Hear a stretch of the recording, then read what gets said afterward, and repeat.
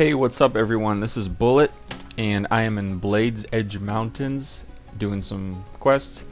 I got a few PMs through YouTube asking to describe the gear that I use for soloing, and I was going to do that anyway, so great. Two birds with one stone. Ideally, you'll need the shoulders and the hands. Those are Riftstalker Mantle and Riftstalker Gauntlets. The reason you want those two is because you don't want to be losing stats on nice big pieces like the chest and the legs, so those two work really well. I strongly recommend going out there and farming these instances. The hands drop off of a third boss in Serpent Shrine Cavern. His name is Leotheros the Blind. And the shoulders drop off of a boss called Void Reaver in Tempest Keep. And of course by drop I mean the tokens drop, not the actual gear, which means you need to grab the tokens, go to Shetrath, and just convert them to gear. Now that you have your T5, you have to worry about the biggest thing, which is hit. Your hit rating needs to be at 263, and all of that has to come from gear. The next thing you got to worry about is making your pet crit immune. And the way to do that is have at least 103 resilience, and then choosing Grace of the Mantis, 2 points into this talent for your tenacity pet. So now the bosses will no longer crit your pet, and he's going to be totally awesome. The rest is pretty much up to you. I jammed stamina on my off pieces, and then everything else I just took my best raid gear, kind of jiggled it around, made sure that my hit and resil are in place, and then I used my best weapon. These are my kind of random pieces that are just enchanted for attack power, which is what you want.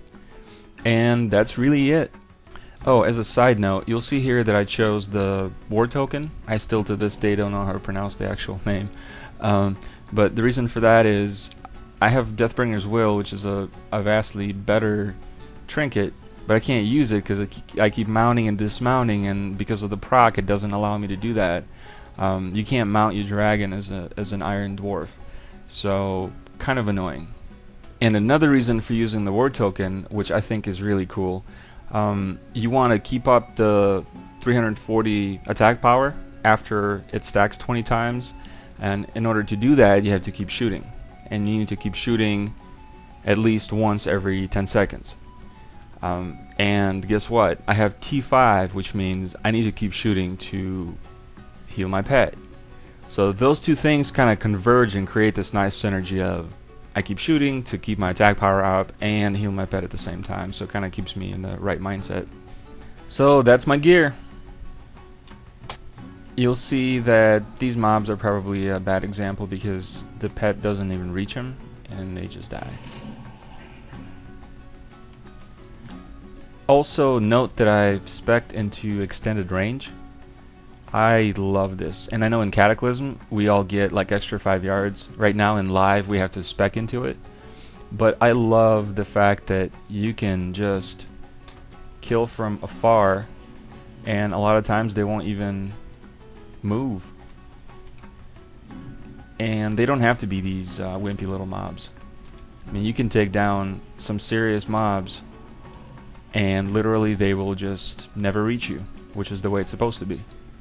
Well, finally, you saw those stamina gems. Stamina, of course, gets transferred directly to your pet, so you want a little extra stamina, a little less of your agility and attack power for that reason.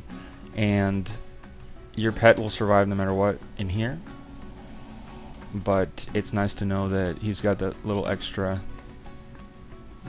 health that can help you with gathering up a bunch of mobs. Kind of like what I'm doing right now.